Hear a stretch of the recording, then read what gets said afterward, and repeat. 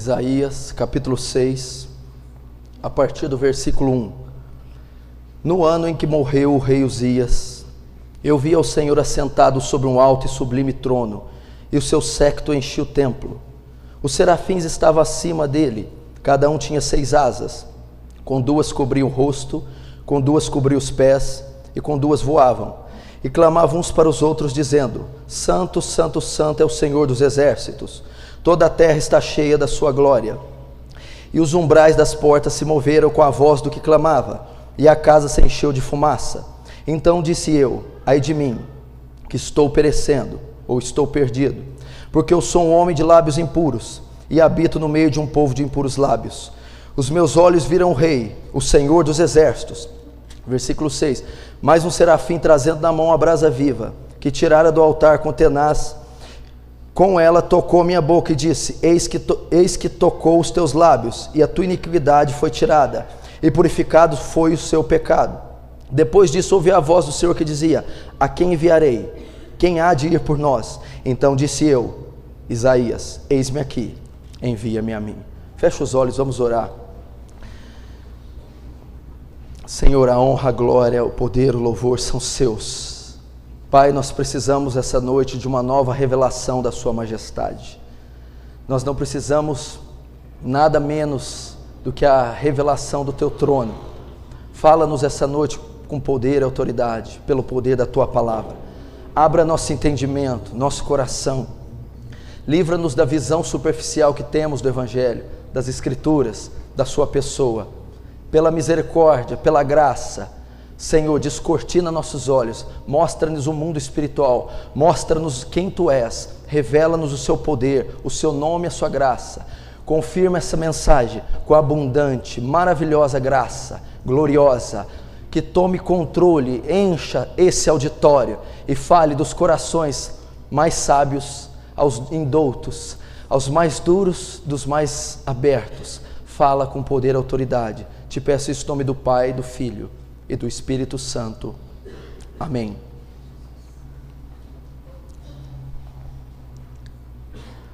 Estava meditando esses dias sobre o grande impacto que os personagens da Bíblia tiveram no seu tempo.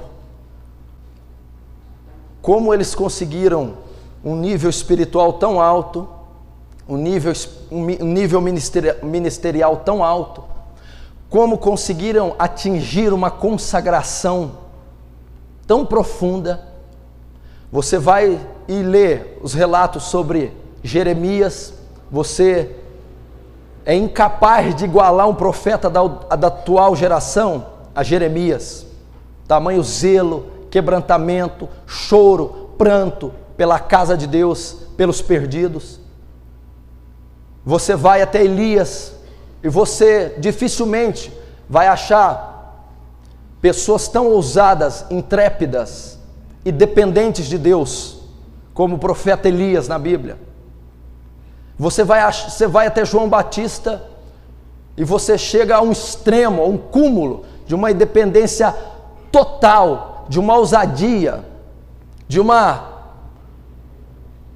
coragem a qual nós não encontramos. Você vai ao apóstolo Paulo e tudo quando você vai dar exemplo do grau maior, do nível máximo, toda vez que você vai dar um exemplo de uma pessoa que atingiu o nível máximo em qualquer área cristã, você vai terminar no apóstolo Paulo, porque ele conseguiu. O êxito dele é uma coisa fantástica. Eu não sei se eu abordo o ministério impactante de Paulo, o continente que ele viajou e ganhou para Jesus, o poder miraculoso que acompanhava o seu ministério, ou se eu aqui abordo o caráter de Paulo, tamanho amor pelas almas, zelo pela igreja, tamanho compromisso com a causa, tamanha dependência de Deus e profundo caráter.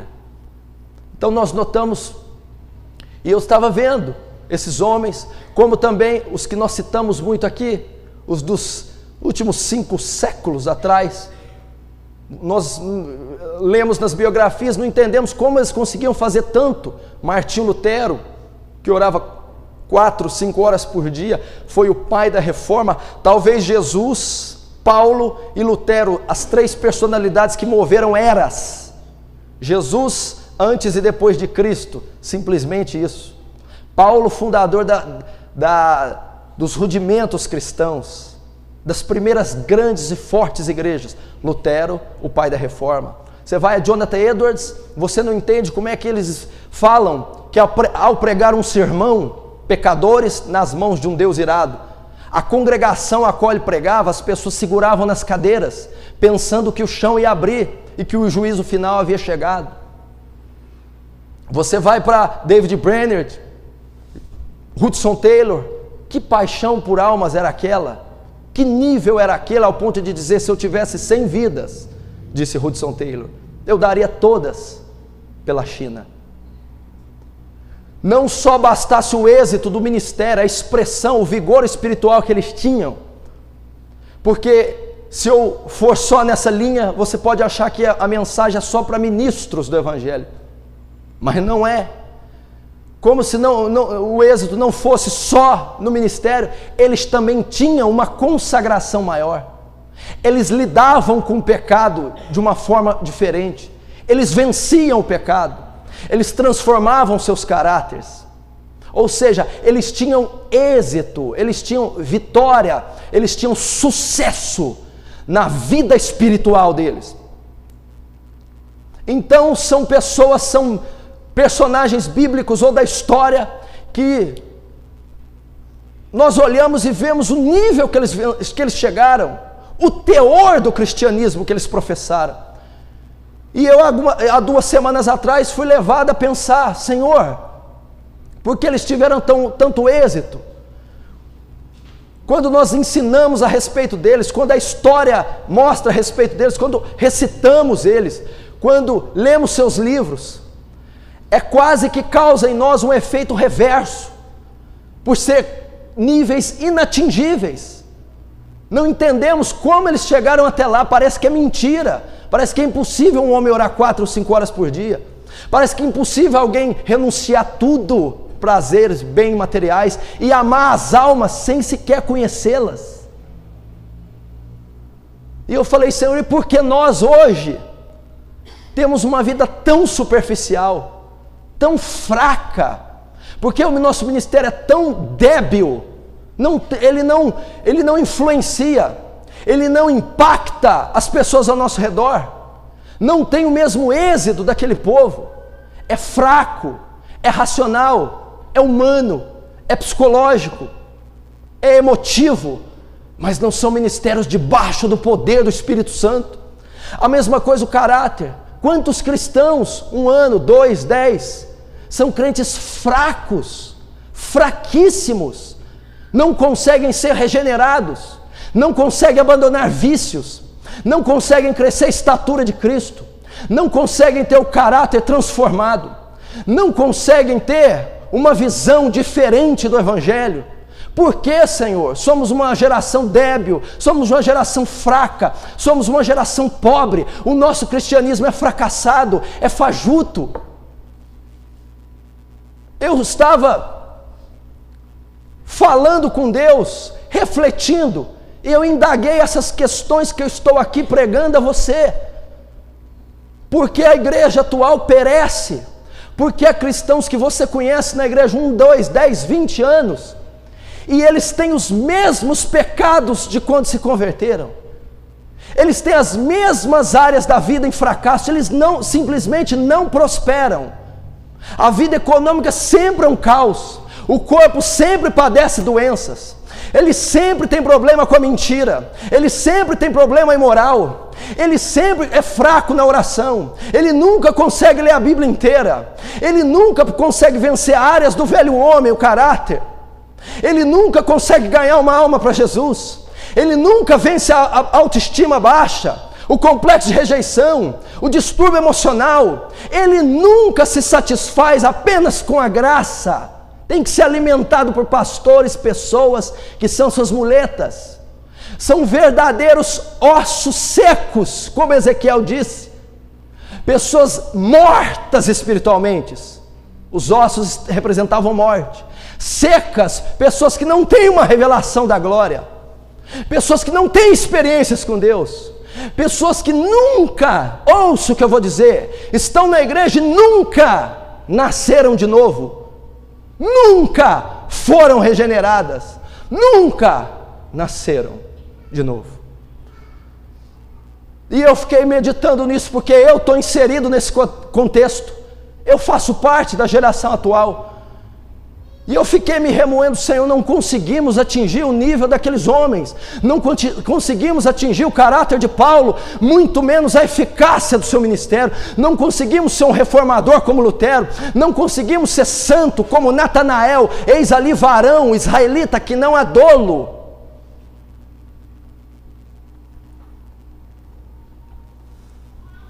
Então Deus me levou a esse texto e me respondeu o porquê somos fracos, somos débeis, somos fracassados. Deus me levou a esse texto de Isaías e Deus me disse: a igreja desse século está fria e morna, o cristão desse século não vence, não cresce, porque falta a ele uma revelação nova da majestade de Deus, falta a ele ter experiências com Deus, falta a ele ter um encontro pessoal com Deus, falta a ele ter comunhão diária e profunda com Deus, falta a ele o que está em 2 Pedro 1,4, ser participante da natureza divina. Falta ele o que está em 2 Coríntios 3,18, e todos nós com cara descoberta, refletindo a glória do Senhor como espelho, somos transformados de glória em glória, a mesma imagem, pelo Espírito. Numa mensagem do Leonard Ravenhill, ele diz na mensagem: a igreja de hoje precisa de uma nova revelação da majestade de Deus.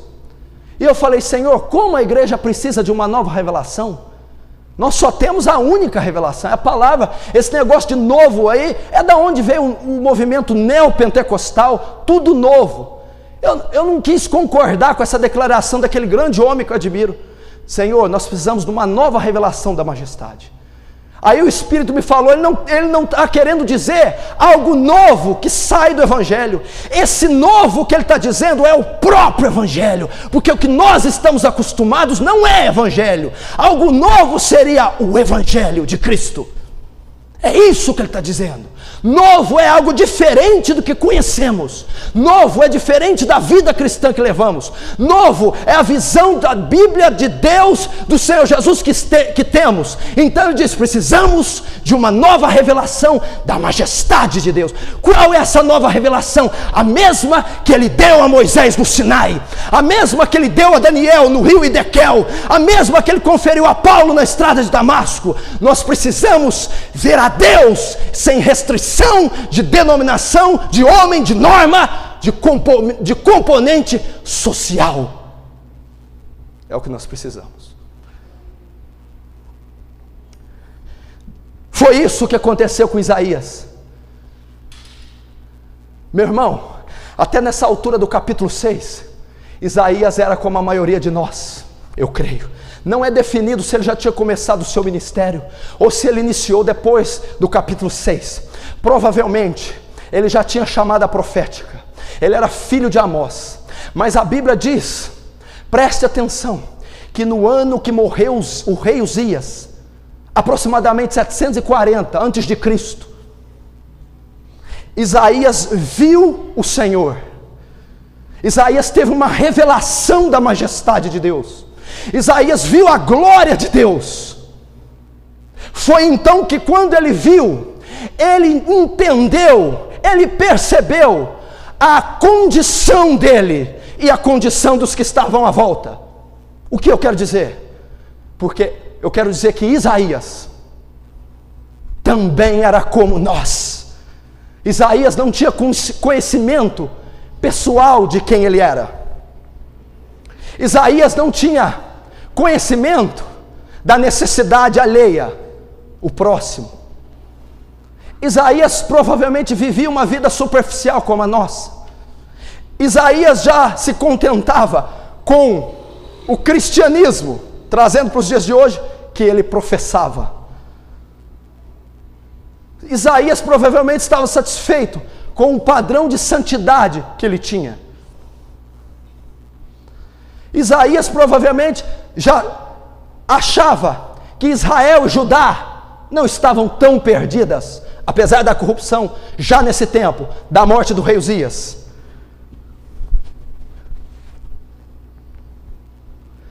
Mas depois que Isaías, assim como nós, vivia uma vida de fachada, superficial, fraca, débil, fruto do quê? Da falta de conhecimento de Deus, da falta de uma revelação maior da majestade.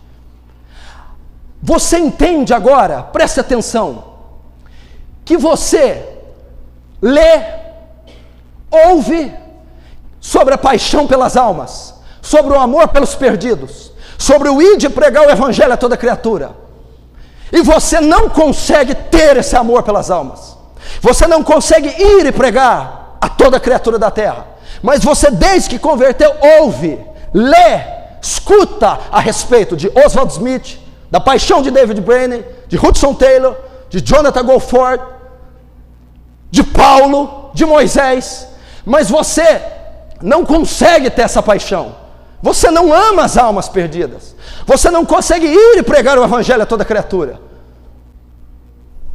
Você já ouviu falar de Martinho Lutero, que orou durante 11 anos para a convicção do pecado? Você já viu que você não consegue se arrepender totalmente? Você não consegue ver que o seu pecado é grave? Você não consegue ver o efeito da queda? Você não consegue ver dentro de si mesmo quão caído você é? O quão hediondas são as suas obras? O quão sério e grave são os seus pecados? Você tenta, você luta, você ora, mas não te vem a convicção. Se não te vem a convicção, você não luta com o pecado, com o teor que deve ser lutado. E se você não luta com o teor, você não vence. Você vive em passividade. Essa é a passividade da igreja atual. O nosso nível de santidade é baixo. Por que ele é baixo? Porque o nosso nível de entendimento de pecado é baixo. E por que o nosso nível de entendimento de pecado é baixo? Porque não conhecemos um fator, não conhecemos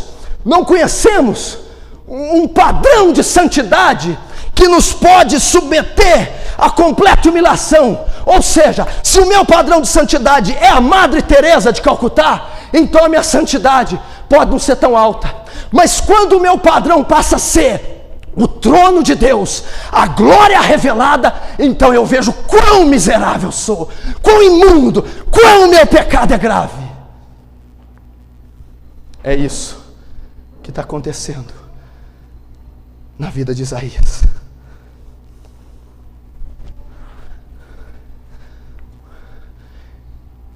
Qual então, pastor?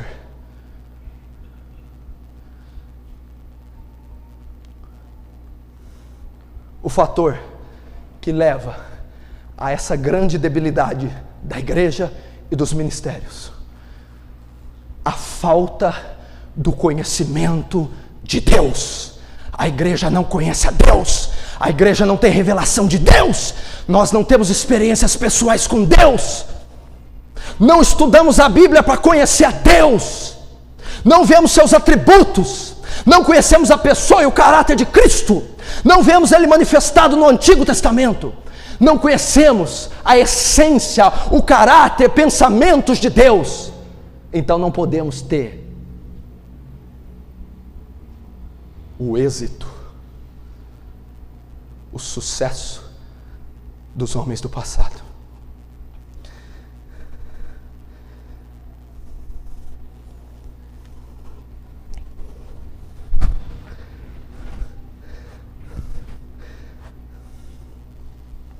Provavelmente Isaías era como nós, vivia uma vida normal e tranquila, até o capítulo 6. Isaías não é um grande nome na Bíblia, até o capítulo 6. Então era um homem superficial, fraco, como a nossa presente e atual geração. Só que o que ocorreu com Isaías? Ele diz assim: no ano em que morreu o rei Uzias, eu vi o Senhor. Como ocorreu a mudança na vida de Isaías? Como Isaías deixou de ser superficial? Como Isaías passou a ter impacto e chamado de profeta messiânico? Quando foi que ele foi um profeta digno de escrever mais de 60 capítulos? Como foi que ele conseguiu ter êxito e ser escolhido para trazer as maiores profecias concernentes à vinda do Messias? Quando foi que Isaías saiu da apatia? Quando foi que ele deixou de ser humano, terreno? Porque é tudo isso que somos, vocês, eu, vocês, terrenos, fracos, não vivemos da fé, não dependemos da graça, não andamos pelo Espírito Santo, não, estamos vivos pela misericórdia de Deus. Quando foi? Na morte do rei Uzias. A Bíblia diz aqui, que Isaías mesmo diz: eu vi o Senhor, eu tive uma experiência com Deus,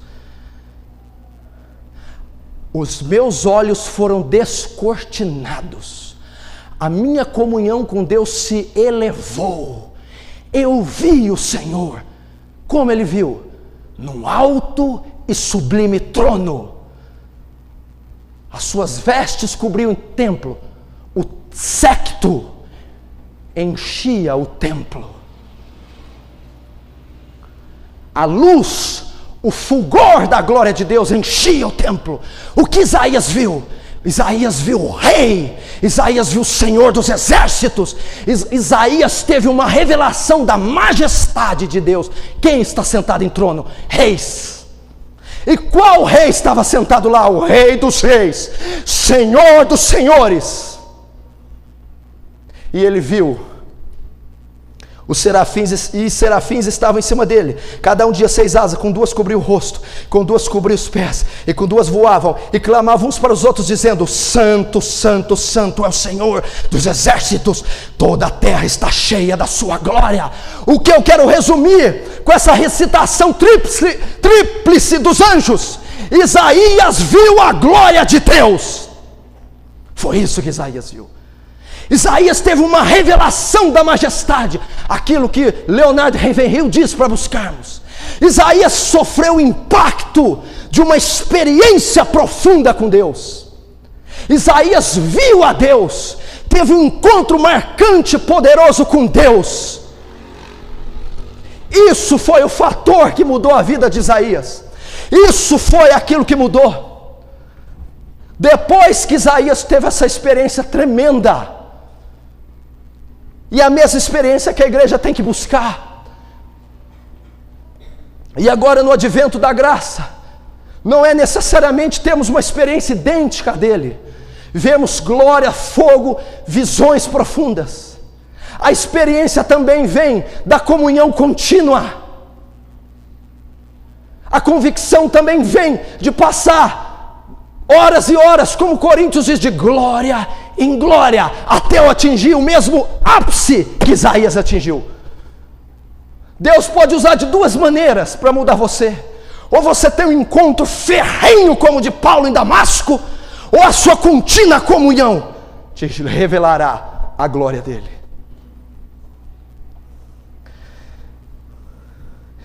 E eles clamavam para os outros, dizendo: Santo, Santo é o Senhor dos exércitos, toda a terra está cheia da sua glória.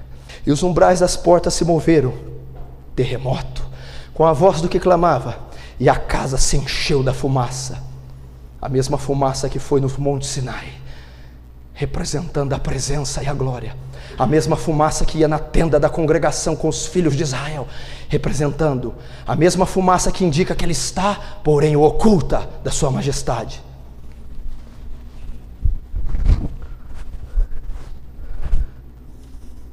O que ocorreu com Isaías logo depois que ele teve uma revelação maior da majestade? O que ocorreu com Isaías logo depois que ele teve uma experiência com Deus? Que ele sofreu o impacto de Deus?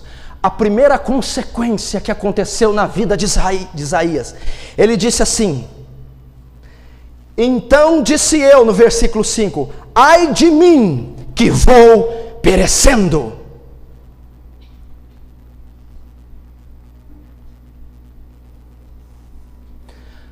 Ai de mim, outras traduções, pois estou perdido. Quando Isaías teve um contato com Deus, uma experiência com Deus, a primeira coisa que foi feita foi os olhos de Isaías se abrirem para si próprio. Então ele brada com todo o seu ser: ai de mim, que estou perdido. Isaías reconheceu que estava perdido. Isaías viu que não era ninguém.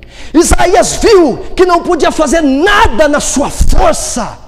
Isaías viu naquele momento, ele olhou para si e viu a própria condição humana, débil, fraca dele. Isso é o que ocorre com muita gente. Nós não temos a dependência de Deus que deveríamos ter, porque não sabemos a nossa condição perdida, porque não sabemos a condição perdida que estamos. Você não é dependente de Deus. Você faz 70% das suas coisas sem Deus, porque você não viu a condição perdida que você se encontra. Quando você vê quão perdido, miserável, impotente você é, então você poderá ser dependente de Deus. Você está vendo a causa de muita gente não ser dependente de Deus? Por que muita gente não anda com Deus como Enoque? Por que muita gente não quer comais, quer bebais, quer façais qualquer outra coisa? Façais tudo para a glória de Deus. Por que não bebemos um copo d'água dando glória a Deus? Por que não tomamos uma mínima decisão sem passar por Deus? Porque não somos dependentes dEle. Por que não somos dependentes? Porque não sabemos da nossa atual condição. Isaías também não sabia, também não era dependente, mas quando teve um encontro com Deus, ele: ai de mim, eu estou perdido. Eu estou perdido, foi o que Isaías disse.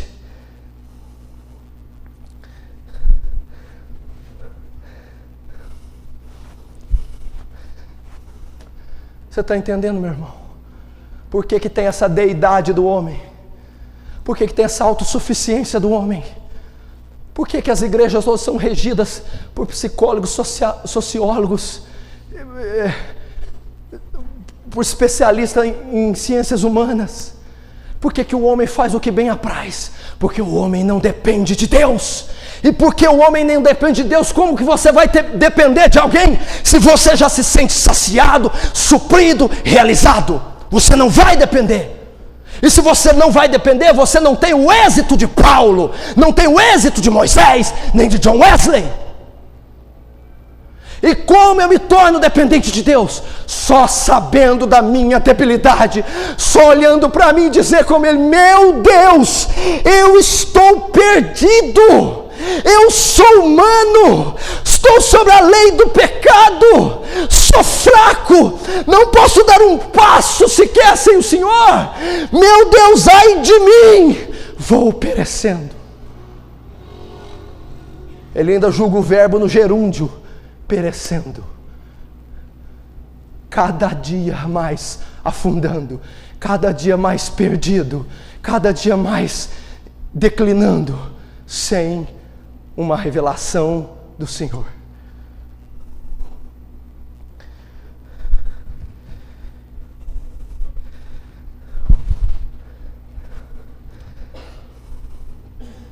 Segundo,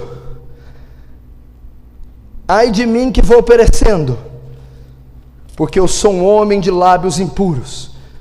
Segunda consequência de um encontro com Deus. Primeiro, teve consciência que estava perdido. Perdido. Você quer ser um grande homem de Deus? Você tem que saber, sem Ele você está perdido.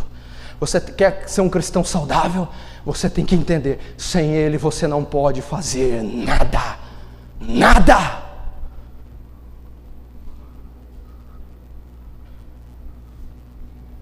A quem tem o eu nos céus além de ti? E não ninguém na terra que eu queira mais do que a ti. O salmista dizendo, total dependência.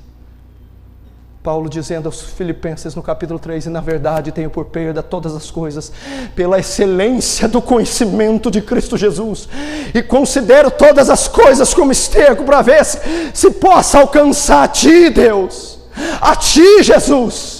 Eu tenho por perda todas as coisas. Deus colocou no meu coração essa noite, igreja, precisa se despertar um avivamento na Cidade Franca, precisa despertar um avivamento no seu coração. Precisamos de uma geração que tem fome de Deus, que tem sede de Deus, que busca a Deus sobre todas as coisas. Jeremias 29 diz, buscar-me-eis e me encontrareis, quando me buscardes de todo o vosso coração, e serei achado de vós, diz o Senhor, e farei mudar o vosso cativeiro. O mesmo Jeremias diz, não se glorie o sábio na sua sabedoria, nem se glorie o forte na sua força, não se glorie o rico nas suas riquezas, mas aquele que se gloriar, glorie nisso, em me entender e me conhecer. Conheçamos e prossigamos em conhecê-lo. Outro versículo diz, outro salmista diz, como o servo brama pelas correntes d'água, assim a minha alma tem sede de ti.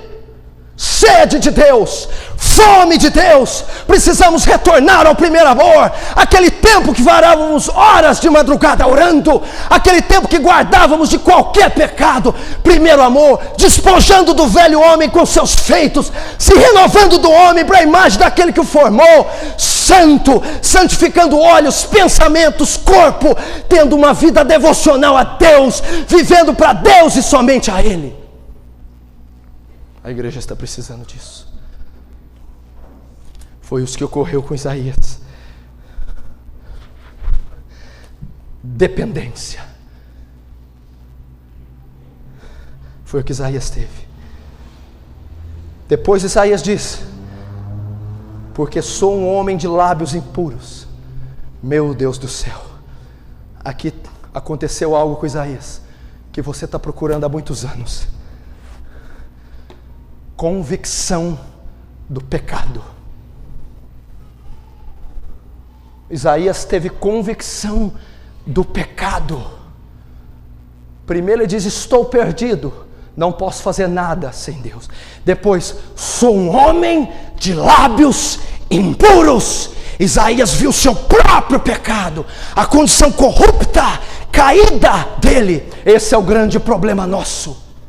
É por isso que não arrependemos dos nossos pecados. É por isso que não vencemos o velho homem. É por isso que não nascemos de novo. Porque não temos conhecimento do nosso próprio pecado.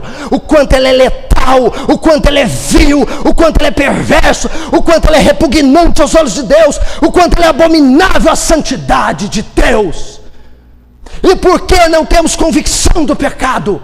Porque o parâmetro de santo é Deus. Então, enquanto não conhecemos o que é Deus, não saberemos o que é pecado.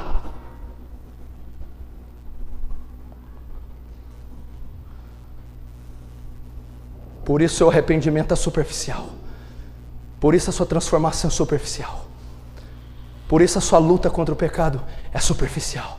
Porque você não tem experiências com Deus, não teve uma experiência com Deus, não teve uma revelação da sua glória. E quando você ver a glória de Deus, o fulgor da sua santidade, o seu trono, a sua majestade, a sua justiça, então você olhará para você e dirá: aquilo que eu julgava ruim, aquilo que eu julgava perverso, hoje eu vejo que é infinitamente pior. Infinitamente. Nós não temos ideia o que foi a queda de Adão. Nós não temos ideia da consequência, o efeito que o pecado trouxe na terra, principalmente no homem.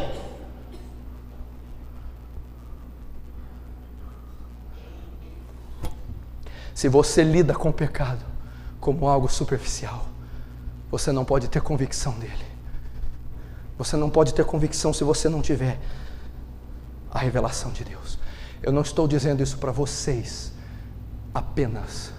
Estou dizendo isso para mim, para eles. Isaías até então estava contente com o padrão de santidade que ele tinha. Isaías até então estava monitorando o seu pecado. Isaías até então achava que não era nada demais. Pela graça sois salvos. Isso não vem de vós, é dom de Deus. Mas quando Isaías teve contato com a natureza divina, quando Isaías veio em chamas o trono de Deus, Isaías: ai de mim, sou sujo, ai de mim, meu pecado está me matando, ai de mim. Convicção. Isaías foi atirado ao chão. Isaías foi ao pó. Isaías viu quão forte, quão terrível era o pecado dele. E uma pessoa que não tem convicção do pecado não pode ter o êxito, tanto ministerial de Paulo, como pessoal, vida privada e caráter do mesmo. Ele disse: ai de mim, sou um homem de lábios impuros. Até o encontro com Deus, Isaías nunca houvera pronunciado uma sentença de culpa sobre si, como aqui nesse versículo. E Isaías só pronunciou essa sentença depois de ver a glória de Deus. Agora você está entendendo porque os nossos esforços são inúteis.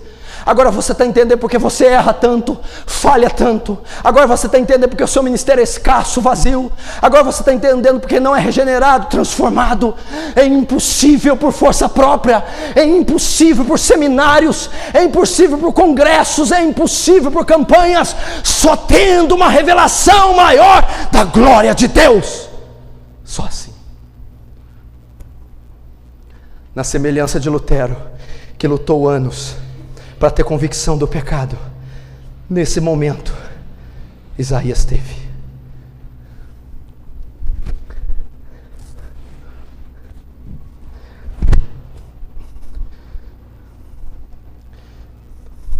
O que eu estou querendo dizer? Você não pode pagar aquilo que você não sabe o valor. Você não pode lutar com aquilo que você não sabe o tamanho, nem a forma, nem o número. Lutamos com o que pensamos ser menor do que é, em menor número do que é.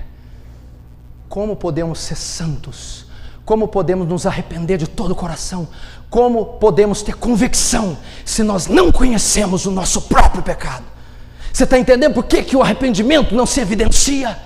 Você está entendendo porque não há quebrantamento, não há pranto, não há choro e não há expiação desse pecado? Porque eu não tenho consciência da veracidade, ou melhor, da ferocidade que o pecado é. Nos sermões de Jonathan Edwards, nas orações de David Brennan, os pecadores soluçavam, os pecadores gemiam, choravam aos soluços por seu próprio pecado, porque viam a condição miserável deles. Então eram realmente convertidos. Não é no nosso tempo que nós conseguimos sair de um culto como esse e falar de futebol, das coisas do mundo, comer, ver TV e dormir como se nada tivesse acontecido. Não espere mudança, não espere que Deus te use, não espere marcar sua geração. Isso ocorreu com Isaías.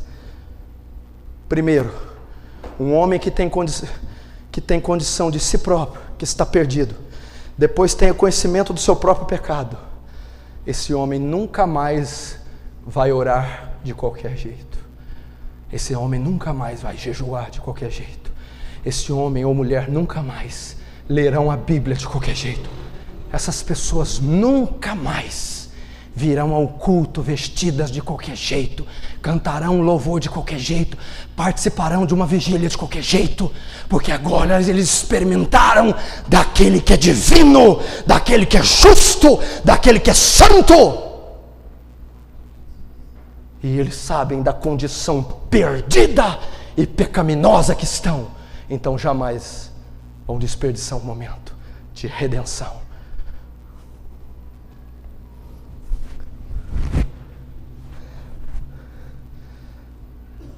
Depois, o que ocorreu? Sou um homem de lábios impuros e habito no meio de lábios impuros.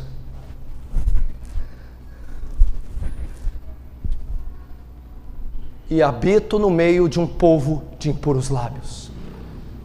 Terceira consequência. Meu irmão, escute, ouça a voz de Deus.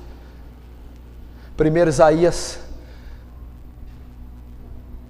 teve uma revelação da sua própria condição.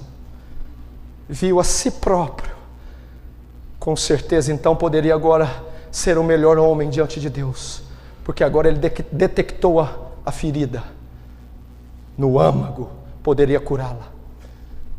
Depois Isaías diz: habito no meio de um povo de impuros lábios. Agora Isaías viu a condição daqueles que estavam à sua volta. Eu habito no meio de um povo de impuros lábios. Como se Isaías passasse por aqueles templos todo dia, aquelas ruelas de Judá, na sala real do rei Uzias, e olhasse para as pessoas como pessoas normais, em multidão. Mas depois que ele teve o encontro com Deus, a revelação da majestade, Isaías olhou para a terra, para as pessoas, e diz: meu Deus, elas são pessoas de impuros lábios. Isaías viu: Senhor, as almas estão perdidas, elas estão tão perdidas quanto eu, elas estão caminhando ao inferno. Senhor, olha a condição desse povo. Meu irmão, se eu pedir para você ir lá no terminal aqui, às 5 da tarde, 6, horário de pico, e aquelas centenas e quase milhares de pessoas ali, você não vai chorar por elas, você não vai orar por elas, você não vai se compadecer delas, você não tem esse amor. Está vendo porque você fracassa quando você evangeliza e dá um envelope, um folheto para uma pessoa com maior descaso? Meu irmão, não adianta eu te levar no hospital do câncer, na Santa Casa de Misericórdia, você vai ignorar essas pessoas, assim como Isaías passava todo dia para aqueles lugares e não via nada demais com o povo, ignorava eles, devia achar que eles estavam numa boa condição, não é tão ruim assim, mas quando ele teve um encontro com Deus, meu irmão, a convicção, a paixão pelas almas entrou nas entranhas de Isaías. Isaías viu: eles estão perdidas, não tem a Cristo, estão caminhando ao inferno. Meu Deus do céu, é impossível ter paixão pelas almas sem ter um encontro com Deus. É impossível tomar 3 varadas de judeus, 5 quarentenas, passar fome, nudez, ficar no abismo, por amor às almas, se você não tiver um encontro com Deus. Você notou? Habito no meio de um povo de impuros lábios. Você entende porque você toma café com os ímpios todos os dias e não consegue ver a perdição deles? Você entende porque convive com seus familiares ímpios e pode passar semanas sem orar por eles?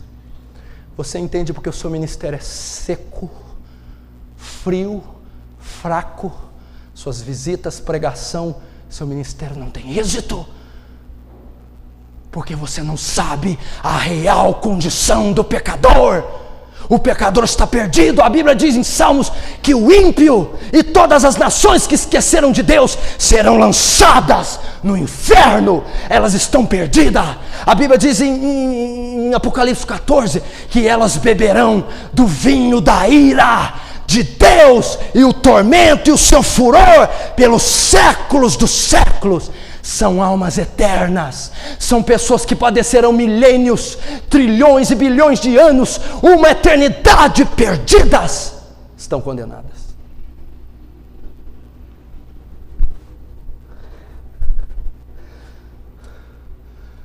Só que Isaías só percebeu isso quando viu a majestade de Deus.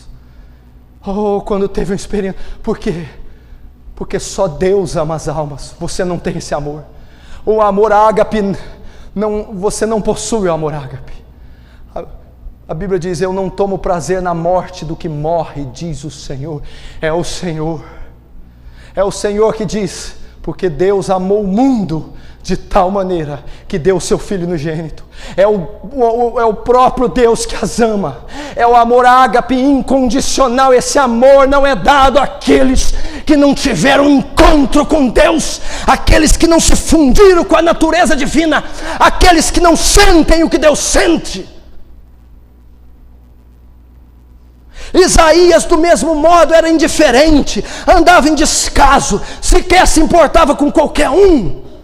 Assim como nós, meu irmão, somos frios, calculistas, e quando ministramos a favor das almas, não há êxito, porque não as amamos, porque não as amamos, porque não conhecemos a sua real condição, e porque não conhecemos falta de experiências com Deus.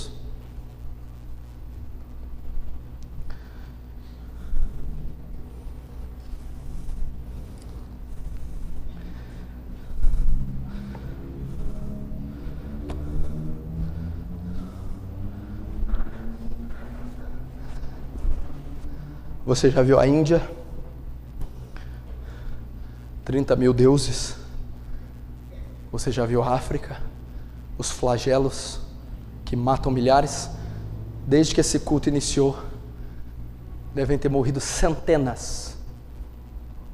Só na África, para não dizer milhares. Você vê os documentários pela TV. Da Etiópia, Somália, Moçambique. E você vê a cidade de Bombém, Katmandu, você vê os países do Oriente Médio, pessoas flageladas, com os membros amputados pelas minas e pelo fuzilamento dos soldados. Você vê miséria, você vê corrupção. E não saindo muito distante, indo aqui no Nordeste brasileiro, você vê pessoas em estados desprezíveis, mas você sabe que no seu interior você não possui amor por aquelas pessoas, você não possui compaixão por aquelas pessoas, você não chora por aquelas pessoas, você não desce madrugadas inteiras orando por nações pagãs que adoram a Baal. Você não pode gemer por um membro seu, você não tem esse amor. Isaías também não possuía. Foi só depois que ele viu o alto e sublime trono que ele diz: ai de mim, que habito no meio de um povo perdido. Sem essa revelação, nosso ministério vai fracassar. Sem essa revelação, nossa vida pessoal, nossa consagração vai fracassar.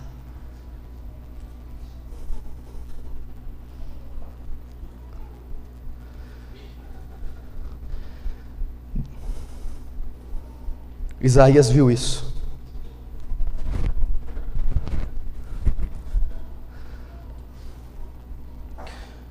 Quando ele teve a visão do trono, a revelação da glória, ele viu a sua real condição. Eu não posso fazer nada sem Deus. Eu não estou dizendo de 99%, igreja, de dependência. Eu estou dizendo de 100% de dependência, porque ele estava perdido. Segundo, agora Isaías podia lutar com o pecado, porque ele viu quão desprezível, quão terrível e letal é o pecado. Se eu fosse te falar só dessa parte, eu faria um congresso nessa igreja sobre pecado e o poder destruidor dele. Então a convicção o tomou, agora ele podia combatê-lo.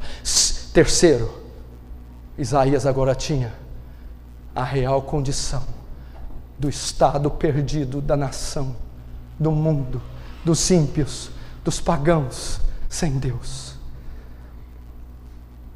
O que ocorreu depois que Isaías teve o encontro? Viu a condição dele e do povo. E depois que ele viu a condição do povo e a condição sua pessoal, o que ocorreu? Depois de dar essa revelação, meu irmão, se Deus der ela a você, se você tiver uma experiência semelhante de Paulo em Damasco, ou sendo arrebatado ao terceiro céu, se você vê-lo no Monte Sinai como Moisés, ou na borda do rio Edequel como Daniel, ou se você crescer de glória em glória a imagem dele, você tem contato diário, se você tiver uma vida devocional, como Ravenhill também diz, quer saber quanto um homem é grande? Me diga quanto tempo ele passa na presença de Deus, quanto tempo ele ora, então direi o quanto ele é grande. Se isso ocorrer, você vai ter convicção do seu pecado, vai ver a sua debilidade, como Isaías, e vai ver a condição do povo. É impossível ficar indiferente. Isaías não pôde mais ficar indiferente, Isaías não pôde mais ficar quieto. Isaías então, depois disso, meu irmão, Isaías depois disso foi transformado, foi santificado. Isaías lutou contra o seu pecado, recebeu de fato a convicção. Agora sim Isaías foi santo, não o que ele julgava, o que nós julgamos. Agora sim a iniquidade dele foi expiada, agora sim houve regeneração, agora sim o velho homem morreu, agora sim houve novo nascimento. Como? Depois de ver a revelação do seu pecado, ele diz assim: ai de mim que vou perecendo, habito no meio de um povo de impuros lábios, sou um homem de lábios impuros. Então veio um querubim, um serafim, e com uma tenaz tirou uma brasa do altar, e tocou em meus lábios, e disse: purificada está a sua iniquidade. Agora sim foi expiada, agora houve novo nascimento, agora você, Isaías, é santo, agora há verdadeira santificação, e ela será progressiva à medida que os seus encontros com Deus continuarem. Você pode notar que no versículo 6, mas um dos serafins voou para mim, trazendo na mão uma brasa viva, que tirara do altar com uma tenaz. Versículo 7, e com ela tocou a minha boca e disse: eis que isto tocou os seus lábios, e a tua iniquidade foi tirada, e purificado foi o teu pecado. Agora a superficialidade terminou, agora aquela área cativa foi levada ao cativeiro, agora ele saiu do calabouço, agora houve regeneração, agora houve conversão genuína, houve novo nascimento, agora a santificação foi de fato produzida. Só depois que ele viu a glória de Deus e que teve convicção do seu estado, foi então que ele pôde lutar contra o pecado e pôde ter vitória. Iniquidade, tirada foi a sua iniquidade e purificado o teu pecado. Meu irmão, quantos não estão lutando com o pecado essa noite, meu irmão? Meu irmão, quantos estão cativos de vícios?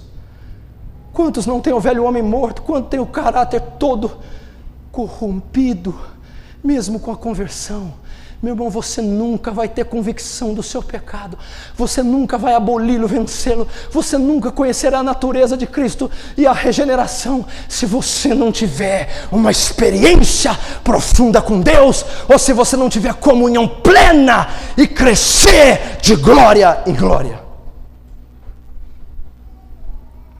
Foi isso que Isaías fez.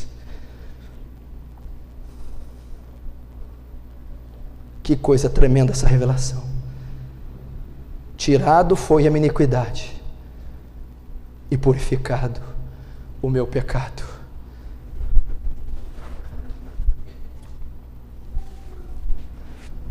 O que Isaías quer dizer?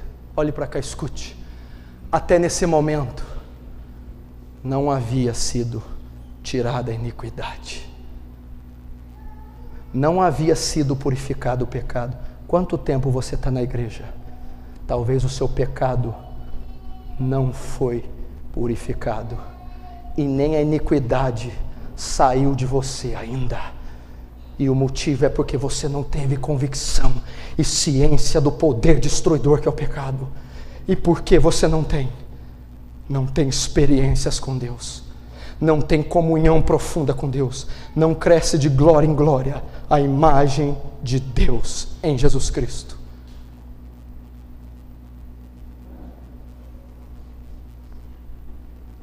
Meu irmão, a revelação é lógica, clara, simples. É impossível, meu irmão. É impossível. Ou a gente abre mão desse cristianismo fajuto, religioso, convencional, domingueiro, ou então sofreremos consequências drásticas. Estou te trazendo uma palavra revelada do alto. Estou trazendo a voz de Deus para você. Estou dando a chance e a oportunidade de você mudar de vida e sair desse cativeiro de arrogância, prepotência, soberba, orgulho, imoralidade, avareza, ira, para ser uma nova criatura em Cristo, regenerada à sua imagem, liberta, porque foi para a liberdade que Cristo nos libertou. Aquele que está em Cristo, nova criatura é. As coisas velhas passaram e tudo se fez novo.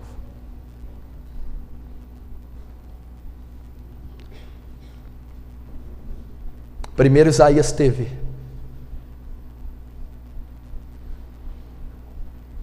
conhecimento da sua própria vida. Então o anjo tocando-lhe purifica. Isaías então domina o pecado. Tem o processo de regeneração. Depois ele diz no 8: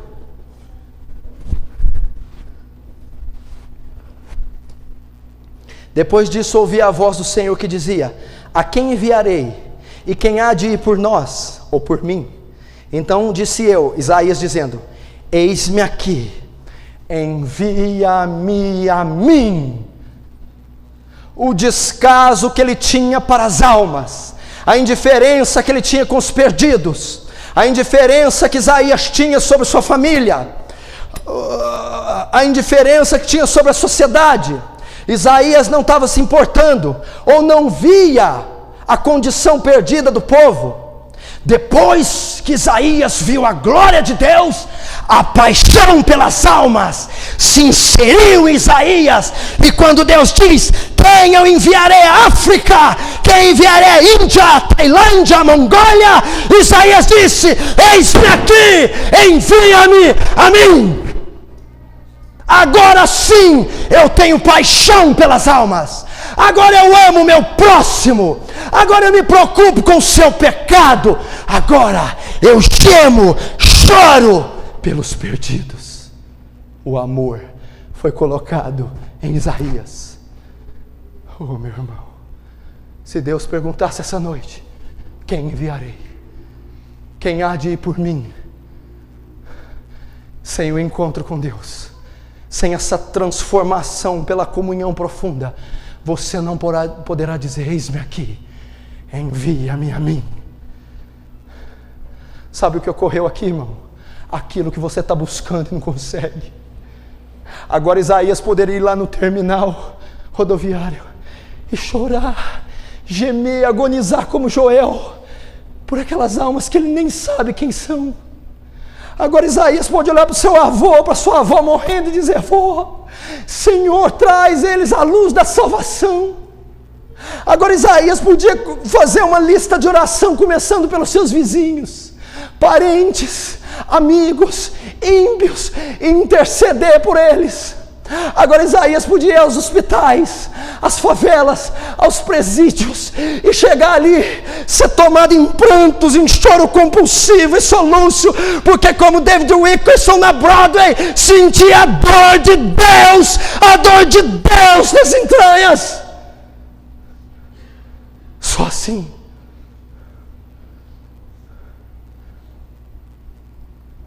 Só com o encontro com Deus.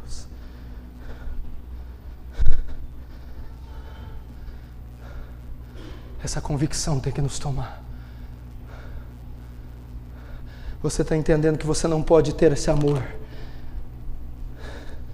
que você não pode ter essa eficácia com o ministério, você não pode pregar um sermão bem, não pode cantar um louvor bem, não pode ter uma obra evangelística missionária boa, não pode ter feito, não vai ter amor, sentimento algum, se você não experimentar o contato com a natureza divina, se você não crescer de glória em glória a imagem do seu filho, ou se você não tiver uma experiência como a desses homens e a de Isaías.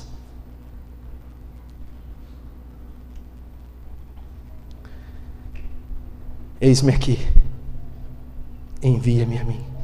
Então disse Deus: vai e dize a esse povo.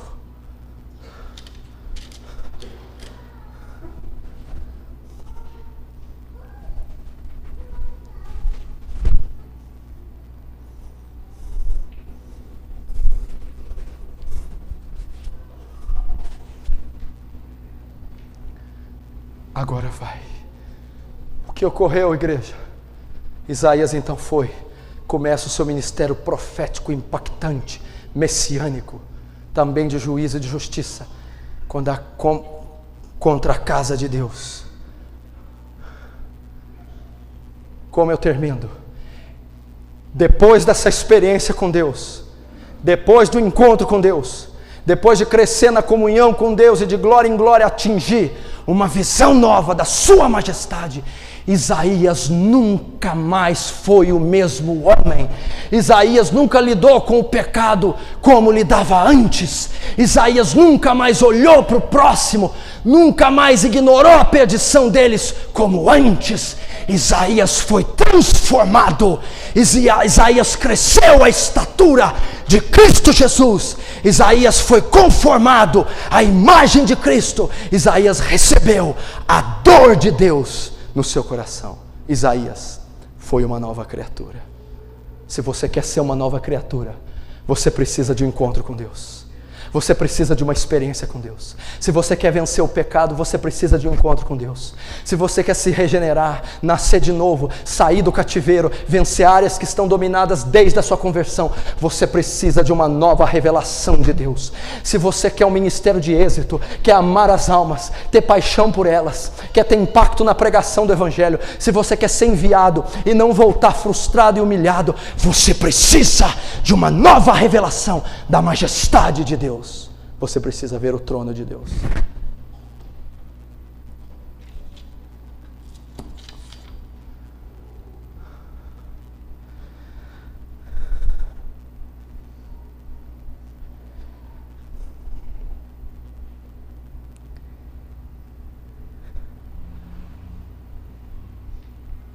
Nós precisamos disso, igreja. Eu estou fazendo um apelo para você buscar a Deus. Buscar-me-eis e me achareis, somente quando me buscardes de todo o vosso coração. Deus diz: eu não tomo prazer na sua morte, na sua ruína, na sua vergonha. Mas eu desci nesse Monte Santo essa noite para entregar minha lei a vocês. E diferente de alguns, eu não quero cravá-las em pedras, mas nas tábuas dos vossos corações, no seu espírito. Como meu filho foi um comigo, seja um com meu espírito, diz o Senhor.